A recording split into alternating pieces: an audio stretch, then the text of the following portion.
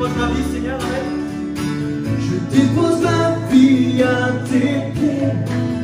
Tu mets tout ce dont j'ai besoin. Quand je me tourne vers toi, tu es là. Dans l'épreuve, c'est toi que je cherche. Devant toi, je m'humilie.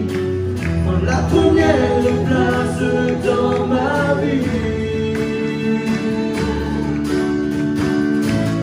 Un seul chemin, Jésus, c'est pour toi que je veux vivre. Un seul chemin, Jésus, c'est pour toi que je veux vivre. Tu es toujours là, quoi que je fasse ou que je sois. Ta grâce abonde profondément en moi. Tu ne changes pas, hier et aujourd'hui le même. Je suis avec toi pour l'éternité. Un seul chemin, Jésus, c'est pour toi que je veux vivre. Un seul chemin, Jésus, c'est pour toi que je veux vivre. Tu es le chemin, la vérité et la vie. Je vis non par la vue, mais par la foi. Je vis ma vie pour toi. Tu es le chemin, la vérité et la vie. Je vis non par la vue, mais par la foi. Je vis ma vie pour toi. Encore une fois ensemble. Tu es le chemin, la vérité et la vie. Je vis non par la vue, mais par la foi. Je vis ma vie pour toi. Un seul chemin, Jésus, c'est pour toi que je veux vivre. Un seul chemin, Jésus, c'est pour toi que je veux vivre. Un seul chemin, Jésus, c'est pour toi que je veux vivre. Un seul chemin, Jésus, c'est pour toi que je veux vivre.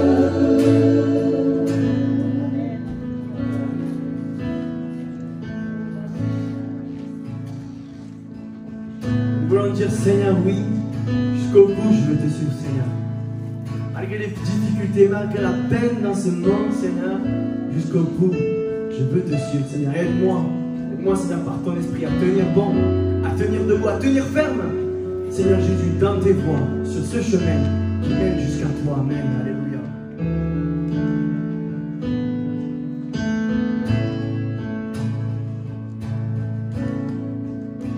Dans la joie, dans le soleil minante, sur les monts où ta présence abonde. Oh, Jésus, je te suivrai. Dans la peine, quand mon âme sombre, dans la vallée du deuil et de l'ombre. Oh, Jésus, je te suivrai. Seigneur, je te suivrai. Amen. Car tu es mort pour moi, Jésus. Tu es mort pour moi.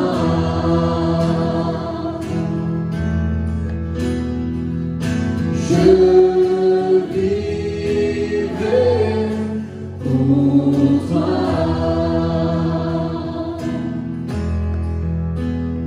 Tu t'es offert sans rien garder.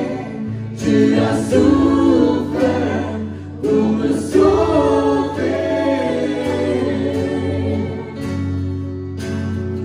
Jésus, je te suivrai. Je t'aime.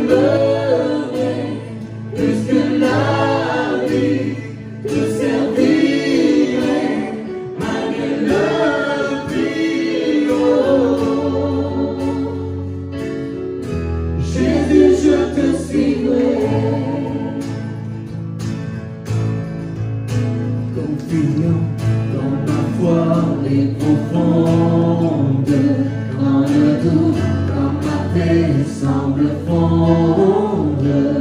Oh, oh. Jésus, je te suivrai. Car tu es mort pour moi. Je vivrai pour toi. Car tu es mort, car tu es mort pour moi. Moi je vivrai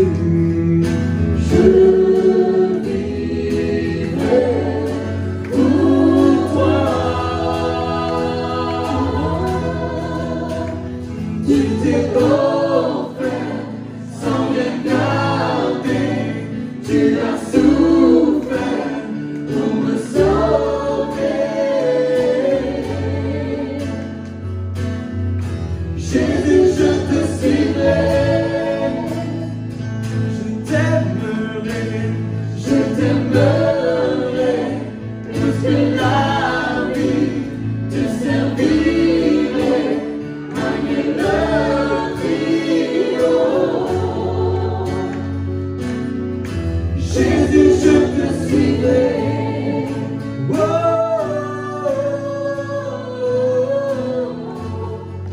oh, oh,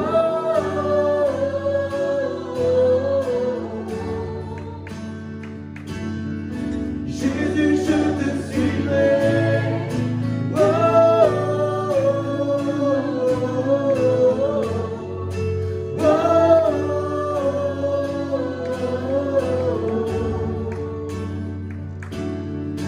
Jésus, je te suivrai.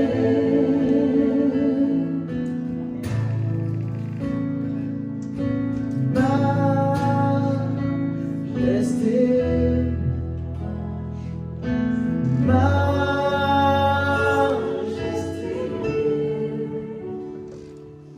ta grâce m'a trouvé tel que je suis, sans valeur, mais pour toi, perle de vie. Chantons majesté, majesté, majesté, majesté. Par ton amour, je suis transformé en présence de ta majesté. Chantons majesté, majesté,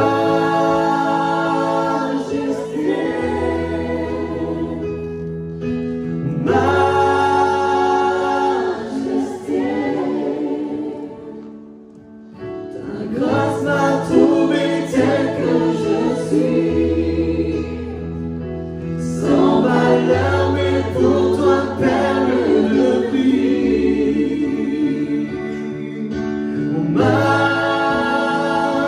Majesté,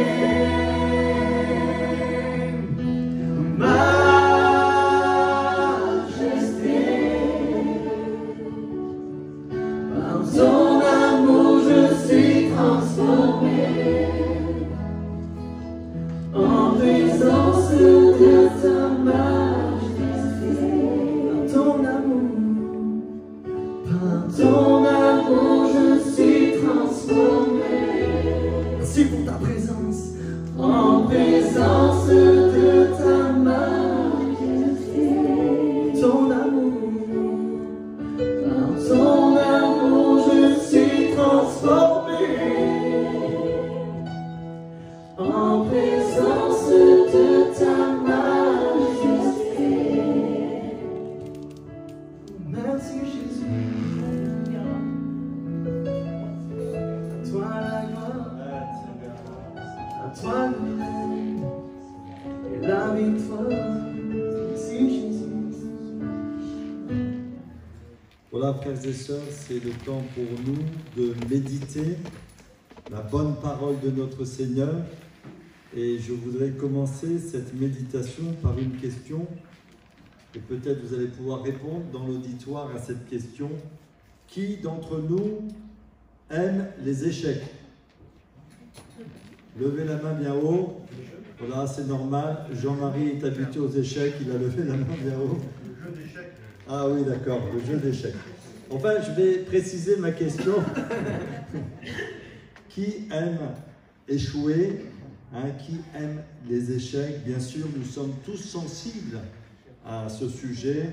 Et les uns et les autres, si nous devions répondre à cette question, en tout cas je le crois, personne n'aime les échecs, même si il est important pour nous d'en retirer des leçons pour notre vie.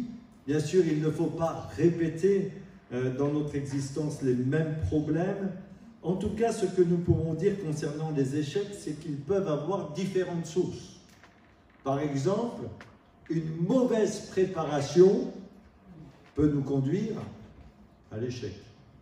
Imaginez que vous décidiez de passer un examen, quel que soit cet examen, mais que vous ne révisez pas, c'est sûr que le jour de l'examen, à part beaucoup de chance, vous allez réussir. Mais normalement, vous allez manquer, vous allez échouer. Et je voudrais, avec vous, ce soir, frères et sœurs, parler de l'une de ces sources qui peut nous conduire à l'échec. C'est celle d'avoir une confiance excessive en nous-mêmes. Vous avez bien entendu, d'avoir une confiance excessive en nous-mêmes. Alors c'est vrai que nous remercions le Seigneur pour les dons qu'il nous a donnés. Alléluia! Nous remercions Dieu pour les capacités qu'il nous accorde. Capacités intellectuelles, les forces qu'il nous donne, le courage qu'il permet que nous ayons les uns les autres pour braver les obstacles de la vie. Malgré tout, nous sommes conscients que nous avons toujours besoin de dépendre de l'amour, de la puissance du Seigneur Jésus pour marcher non selon nos propres forces, mais pour marcher selon sa gloire. Nous avons besoin de cette communion intime avec le Christ. Est-ce que vous vous rappelez de ma dernière prédication? De quoi avons-nous parlé? Entre-temps, il y a eu Pierre Ségurin qui a prêché. Et juste avant, j'ai prêché aussi. Est-ce que vous vous rappelez de la dernière prédication? Nous avons parlé de quoi? Là. Non. Jéricho. On a parlé de la bataille de Jéricho. Et notamment, on a vu cette foi qui peut nous amener à dépasser les obstacles dans notre vie. Ça y est, vous commencez à vous rappeler.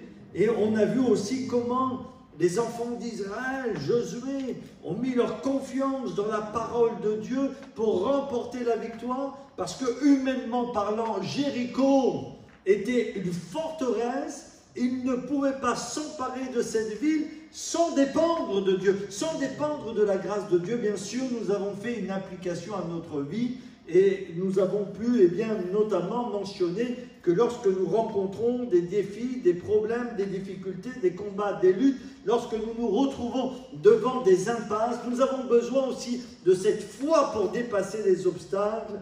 Et l'exemple de Jéricho était un très bel exemple pour chacun d'entre nous. Mais après Jéricho, il y a eu une autre bataille. Vous savez c'est laquelle? Haï. Il y a un tréma sur le i, Haï. Et nous allons parler notamment de cette bataille. Il y a eu d'abord un échec. Et nous allons voir la raison de cet échec. Mais on a l'impression que les enfants d'Israël, après avoir remporté la bataille de Jéricho, ils ont pris la grosse tête. Et oui, et nous allons le lire dans quelques instants. Au lieu de reconnaître que la victoire venait de Dieu, quand ils se sont avancés vers la ville d'Haï, ils ont cru que par eux-mêmes, ils pourraient s'emparer de cette ville parce qu'ils ont regardé les choses d'une manière très humaine, par la vue, au lieu de se placer encore dans une dépendance totale vis-à-vis du Seigneur.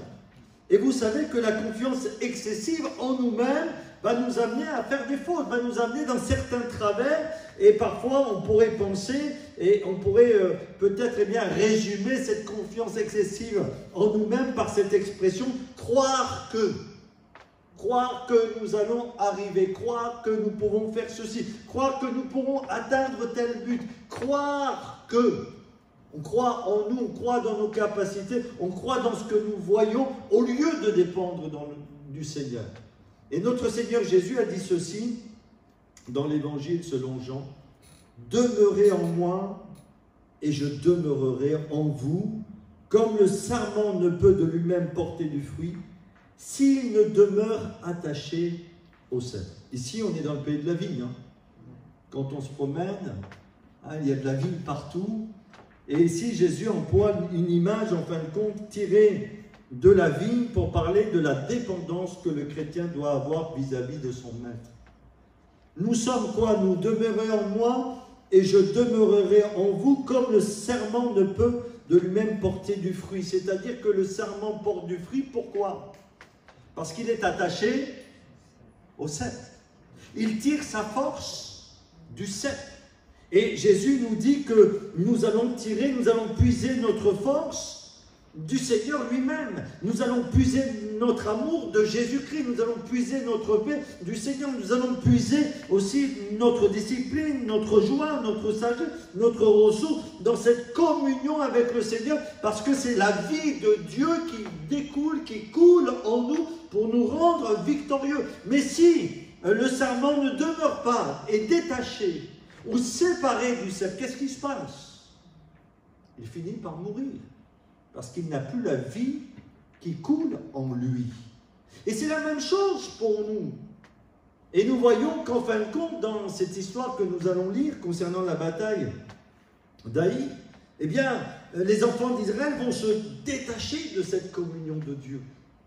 Et parce qu'ils vont avoir une confiance excessive, je dis bien excessive parce qu'il faut de la confiance en soi, mais quand c'est une confiance excessive, eh bien cela va les amener tout simplement à ne plus compter sur la grâce de Dieu pour remporter la victoire, mais à se laisser entraîner par toutes sortes de travers. Et nous allons lire maintenant eh bien, quelques versets pour méditer ce passage dans le livre de Josué, chapitre 7, à partir du verset 1er, Josué, chapitre 7, à partir du verset 1er, je vous lis eh bien, ce passage des Écritures et je vous invite à lire la totalité de ce passage chez vous. Et pour la méditation de ce soir, on va lire les 13 premiers versets simplement. Alors, verset 1er, les enfants d'Israël commirent une infidélité au sujet des choses dévouées par interdit. Akan, fils de Carmi, fils de Zabdi, fils de Zéra, de la tribu de Juda, prit des choses dévouées. Et la colère de l'Éternel s'enflamma contre les enfants d'Israël. Josué envoya de Jéricho des hommes vers Haï, qui est près de Beth-Aven, à l'orient de Bethel. Il leur dit, montez et explorez le pays. Et ces hommes montèrent et explorèrent Haï. Ils revinrent auprès de Josué et lui dirent, « Il est inutile de faire marcher tout le peuple, 2 ou 3 000 hommes suffiront pour battre Haï. Ne donne pas cette fatigue à tout le peuple, car ils sont en petit nombre. 3 000 hommes environ se mirent en marche, mais ils prirent la fuite devant les gens d'Haï. Les 6 hommes, les gens d'Haï leur tuèrent environ 36 hommes.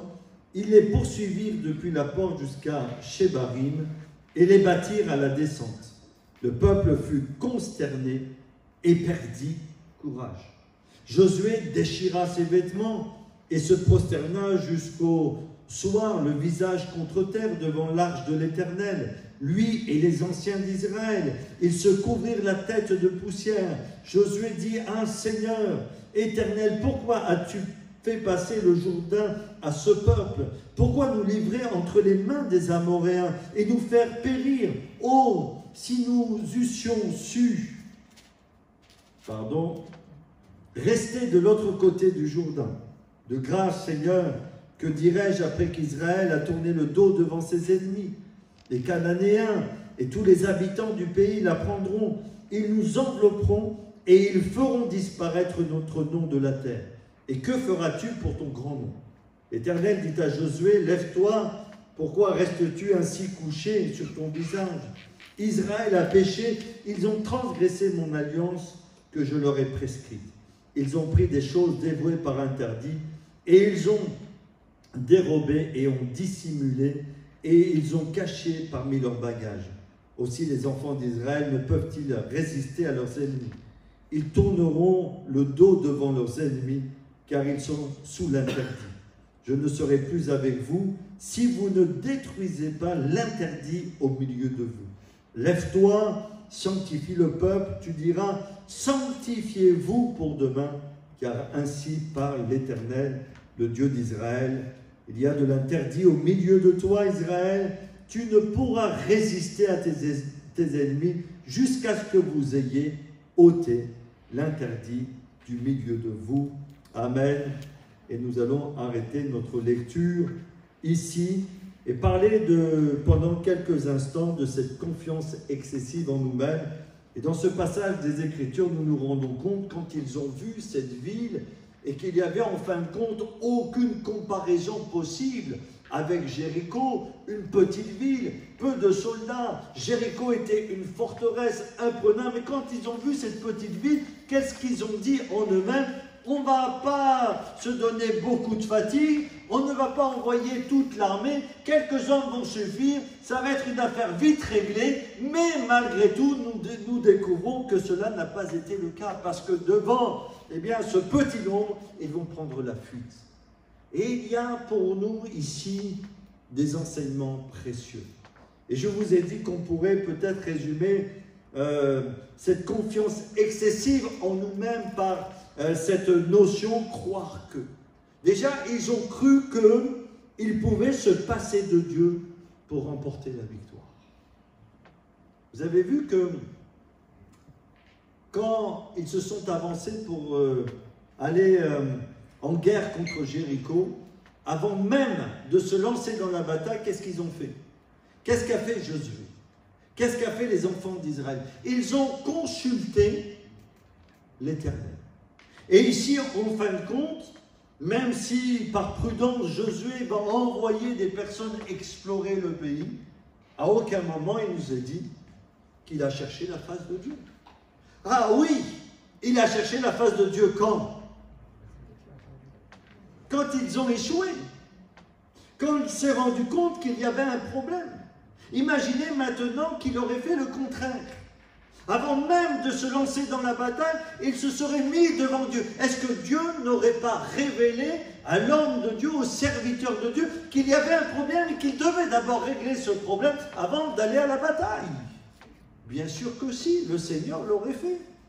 En fin de compte, il a inversé les choses. Et voyant les choses, ils ont cru, ils ont pensé qu'ils pouvaient remporter la victoire sans compter sur la puissance du Seigneur. Et frères et sœurs, faisons attention aussi, ne prenons pas la grosse tête, même quand Dieu nous bénit. Parfois, Dieu déverse dans notre vie toutes sortes de bénédictions, et merci Seigneur pour ces bénédictions. La Bible nous dit, demandez et vous recevrez. Et nous prêchons, ce Jésus qui est capable de pourvoir à tous nos besoins. Il est capable de pourvoir à notre salut. Il est capable de nous guérir, il est capable de nous relever, il est capable même d'aplanir notre chemin, il est capable aussi de changer les circonstances de notre vie, il est capable de plein de choses, notre Seigneur. Et parfois, malheureusement, quand Dieu nous bénit, petit à petit, nous nous attachons plus à ces bénédictions qu'à Dieu lui-même, et peut-être même nous en tirons un certain orgueil, pensant que peut-être nous méritons quelque chose. Mais l'Écriture nous montre bien que tout ce que le Seigneur nous accorde, il nous l'accorde à cause de son amour, à cause de sa grâce. Jésus l'a dit, « Demeurez en moi, et je demeurerai en vous, comme le sarment ne peut de lui-même porter du fruit s'il ne demeure attaché au cep. » Es-tu attaché au cep? Chaque jour de ta vie, puisses-tu l'amour dans le Seigneur. la force dans le Seigneur. Quand tu as besoin de prendre des décisions importantes dans ta vie, est-ce que tu cherches de tout ton cœur la volonté de Dieu pour toi? Lorsque tu rencontres des combats, vas-tu mettre en avant tes capacités ou vas-tu demander au Seigneur son aide pour te diriger? Celui qui n'est pas attaché pleinement dans cette communion au Sauveur, et bien tôt ou tard connaîtra l'échec comme les enfants d'Israël. Croire aussi, et c'est une des vérités qui est révélée dans ce passage de la Bible, croire qu'on peut vivre dans le péché, le mal, le péché, le mal, ce sont des synonymes, et malgré tout, être approuvé de Dieu. On voit l'histoire malheureuse d'Acan qui a appris quelque chose par interdit. L'interdit ici est une image du péché. Il a fait ce qui était désagréable au Seigneur. Jésus est venu nous délivrer du péché. Alléluia. Et quand il nous délivre du péché, il a un projet aussi, c'est de nous conduire de victoire en victoire. Et nous savons qu'à un moment donné, le Seigneur Jésus va dire des paroles fortes. Va à cette femme, va et ne pêche plus. C'est-à-dire, en nous accordant le salut, Jésus veut nous accorder les forces aussi nécessaires pour ne plus tomber dans les mêmes travers, parce qu'il est mort à la croix du Calvaire, afin de nous changer, de nous transformer, de faire de nous de nouvelles créatures. Va et ne pêche plus. Alors, on voit ici, dans ce passage de la Bible, que Acan, le croyant, va décider de prendre ce qui était interdit, et l'interdit est une image pour nous parler du péché. Alors, c'est vrai, on pêche parfois par ignorance. Vous êtes d'accord avec moi? On fait quelque chose, mais nous le faisons dans notre ignorance, et parce que nous péchons par ignorance, nous avons besoin que le Seigneur nous éclaire, et quand il nous éclaire, il nous délivre aussi, et nous permet de grandir dans notre vie spirituelle. Et si le jour où nous avions donné notre vie à Jésus-Christ, nous aurions tout compris, ça serait extraordinaire. Mais plus nous nous approchons de Dieu, plus le Seigneur nous montre ce qui lui est agréable, plus nous lisons la parole de Dieu, elle nous éclaire sur notre comportement, sur notre langage, sur la manière de nous comporter. Et on peut malheureusement parfois pécher par ignorance, mais la lumière de Dieu, de sa parole, vient nous éclairer afin de nous délivrer de ces péchés-là. On peut pécher par accident. La Bible nous dit que celui qui est debout prenne garde de tomber. Même si nous avons Jésus dans notre cœur, si nous ne veillons pas, malheureusement, nous pouvons chuter, nous pouvons tomber, et il nous arrive encore, il faut l'avouer, peut-être pas des péchés très grossiers, mais on peut encore malheureusement, par accident, pécher et regretter ensuite. Bien sûr, il y a aussi ce chemin de grâce, puisque l'Écriture nous dit que si nous confessons nos péchés, eh bien, il est fidèle et juste pour nous les pardonner. Et quand le chrétien qui a le Saint-Esprit dans son cœur pêche par accident, eh bien, il a attristé au fond de lui. Mais en Jésus va trouver le réconfort, la restauration, la consolation pour continuer la marche. Et rappelons-nous de ce passage dans l'épître de Jean, 1 Jean chapitre 1er verset 9, si nous confessons nos péchés, il est fidèle et juste pour nous les pardonner. Nous avons un avocat auprès du Père, Jésus-Christ le juste, et vous savez qu'il intercède pour chacun d'entre nous. Et bien sûr, nous avons encore les uns les autres besoin de faire des progrès dans notre vie chrétienne, n'est-ce pas? Nous avons besoin de remporter certaines victoires, et j'ai remarqué que parfois, malheureusement, on a besoin de plusieurs fois, de plusieurs moments, de plusieurs circonstances dans notre vie pour remporter une victoire totale sur quelque chose. Mais ici, il n'est pas question du péché par ignorance. Il n'est pas question du péché par accident. Il est question du péché volontaire. Acan savait très bien ce qu'il accomplissait, ce qu'il faisait. Il prenait quelque chose qui était interdit. Alors oui, il a cru qu'il pouvait vivre dans le mal tout en étant approuvé de Dieu. Et ça, c'est c'est une erreur. Et déjà l'apôtre Paul combattait cette pensée, et vous pouvez le découvrir notamment dans l'Épître aux Romains, où des gens disaient ceci: mais si Dieu est amour, mais oui, Dieu est amour, et le salut, on le reçoit comment? Par grâce. Donc, nous ne méritons rien, par la foi, tout est gratuit, et nous acceptons ce salut merveilleux que Jésus nous accorde à la croix du Calvaire. Donc, il disait ceci: eh bien, si Dieu est amour, si le salut est un salut par grâce, eh bien, péchons, afin que la grâce abonde. Et Paul va leur dire, loin de là, parce que maintenant que nous avons été rachetés, délivrés, allons-nous continuer à vivre dans le péché? Le Seigneur sait, connaît toutes choses, il connaît nos cœurs, et il sait que nous avons besoin de sa grâce.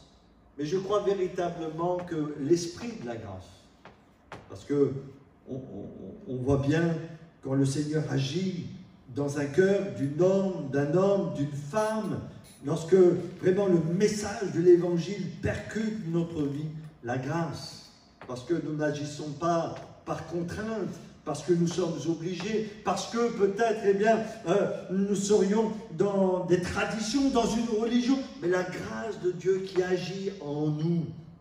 Parce que c'est la grâce de notre Seigneur Jésus qui agit en nous, va nous amener à faire ce qui est agréable au Seigneur. Croire aussi qu'on peut être victorieux sans la sanctification. Et dans l'Épître aux Hébreux, il nous est dit ceci, que sans la sanctification, nul ne verra le Seigneur. Croire qu'on peut être victorieux sans la sanctification. Et au verset 13, Dieu va parler à Josué, il va lui dire ceci: lève-toi, sanctifie le peuple, détruisez l'interdit au milieu de vous. Alors, bien sûr, il ne faut pas confondre la vie de l'esprit avec la vie de la chair. Et parfois, certaines personnes, et parfois cela m'est arrivé, peut-être cela vous est arrivé, c'est qu'on a essayé de se sanctifier nous-mêmes. On a essayé de se changer nous-mêmes. On a essayé par notre volonté d'accomplir certaines choses au fond de notre cœur, et on s'est vite rendu compte, en fin de compte, que même avec tous nos efforts, cela est impossible. Nous avons besoin du Saint-Esprit pour vivre dans la sanctification, pour être mis à part, pour servir le Seigneur. Donc la sanctification, ce n'est pas une œuvre de la chair, ce n'est pas une œuvre de l'homme, c'est véritablement l'œuvre du Saint-Esprit qui nous met à part et qui nous consacre et qui nous permet de marcher chaque jour par la puissance du Saint-Esprit pour plaire à notre Dieu. Malgré tout, ceci dit, malgré tout, on voit dans ce passage de la Bible qu'il est dit ceci: détruisez l'interdit au milieu de vous. Et je crois sincèrement que cela nous parle, que nous avons besoin, quand on sait qu'il y a quelque chose dans notre vie qui déplaît à Dieu, qui nous empêche de grandir, qui nous empêche de mieux aimer, qui nous empêche d'être en paix, qui nous empêche d'être délivrés de la culpabilité ou d'autres choses, qui nous empêche tout simplement d'être rassurés devant le Seigneur, comme l'Écriture le dit. Nous avons besoin de prendre des décisions fermes, personnelles, pour nous en débarrasser. Alors oui, Achan avait pris l'interdit, il l'avait mis dans ses bagages, il l'avait bien caché, et personne ne le savait à part le Seigneur. Mais tout cela a été mis à jour afin que cela soit détruit pour que les enfants d'Israël marchent de victoire en victoire. Et nous aussi, c'est la même chose. Si nous voulons plaire à Dieu, il est important de laisser le Saint-Esprit sonder nos cœurs.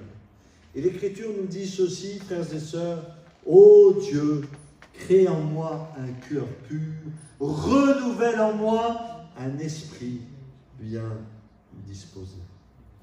Encore croire que le péché n'a pas de conséquences dans nos vies. C'est encore une illusion, c'est une confiance excessive en nous-mêmes. La Bible nous dit: ce qu'un homme sème, il le moissonne. Et Akon, malheureusement, va moissonner. Malheureusement, il va avoir des conséquences pour sa vie. Moi, je suis complètement convaincu qu'Akon aurait pu éviter ce drame dans sa vie. S'il avait simplement écouté Dieu, parce qu'on peut tous faire des erreurs, on peut tous se tromper, on peut tous, à un moment de notre vie, malheureusement, déraper. Et nous savons qu'il y a même des hommes de la Bible, et il y a quelques instants, je vous citais ce psaume, « Ô Dieu, crée en moi un cœur pur, un esprit bien disposé ». Il est parlé de David ici. Et David, à un moment donné, malheureusement, a trébuché. Mais il est revenu sincèrement vers le Seigneur. Et Dieu lui a fait grâce. En tout cas, ce qui est sûr, c'est que le péché, quelle que soit sa nature, quelle que soit sa forme, le mal dans notre vie a toujours des conséquences néfastes. La vraie liberté, c'est quand Jésus nous dit, eh bien, le Fils vous a franchi. Si le Fils vous a franchi, vous serez réellement libre. Et cette liberté, c'est une liberté de cœur, de pouvoir faire le bien et de dire non au mal, parce que Jésus vit pleinement en nous, parce que nous avons livré toute notre vie entre les mains du Seigneur et qu'il nous guide chaque jour. Et je termine simplement par encore cette expression, croire qu'il ne nous est pas possible de nous relever. Josué a été secoué, parce que lui, il s'attendait que ça se passe comme à Jéricho. Il dit, bon, à Jéricho, ça s'est bien passé. On n'a même pas eu besoin de tirer l'épée. On n'a même pas eu besoin de faire quoi que ce soit. On a fait juste quoi? 7 tours de la ville. Et hop, les murailles sont tombées. Eh bien, à Élie, ça va être encore plus simple. Mais cela ne s'est pas passé comme ça.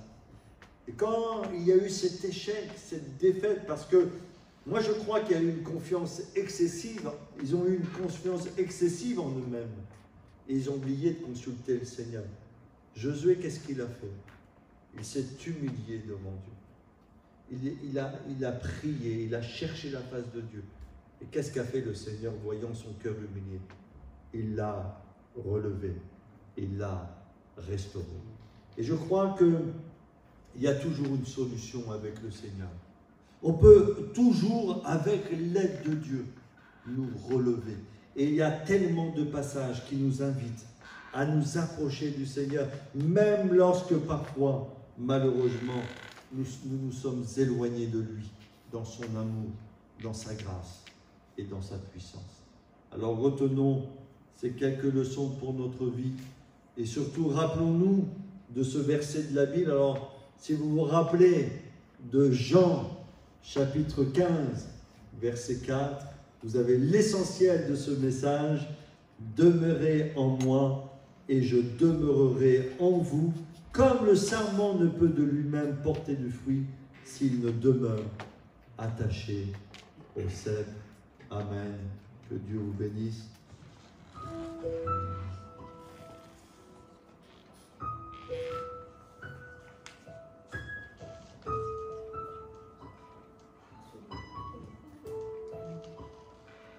Je ne peux m'imaginer ce que ce sera quand je marcherai juste à tes côtés. Je ne peux m'imaginer ce que mes yeux verront lorsque ton visage sera devant moi. Je ne peux m'imaginer.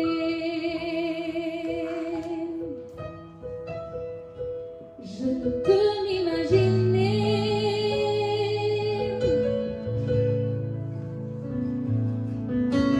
Entouré par ta présence, mon cœur va-t-il frémir? Danserai-je pour toi quand je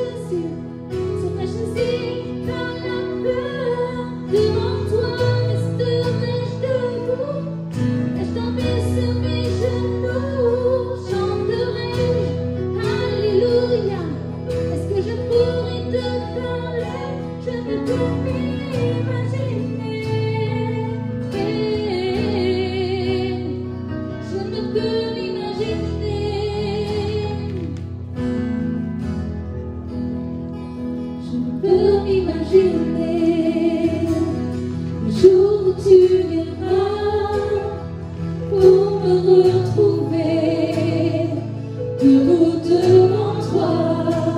Je ne peux m'imaginer tout ce que je ferai sera de t'adorer pour l'éternité. Je ne peux m'imaginer. Je ne peux m'imaginer. On va ensemble la mettre Entouré par ta grandeur, mon cœur m'a-tu frémi. Danserai-je pour toi, mon Jésus? Serais-je saisi par la peur? Devant toi resterai-je debout? Vais-je tomber sur mes genoux? Chanterai-je Alléluia? Est-ce que je pourrais te parler? Je ne peux m'imaginer. Je ne peux m'imaginer.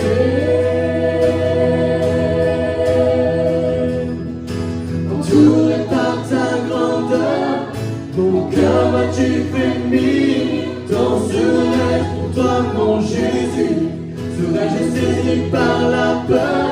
Devant toi resterai-je debout? Vais-je tomber sur mes genoux? Chanterai-je Alléluia? Est-ce que je pourrais te parler? Je ne peux m'imaginer. Je ne peux m'imaginer. Je ne peux m'imaginer. Je ne peux m'imaginer. Je ne peux m'imaginer.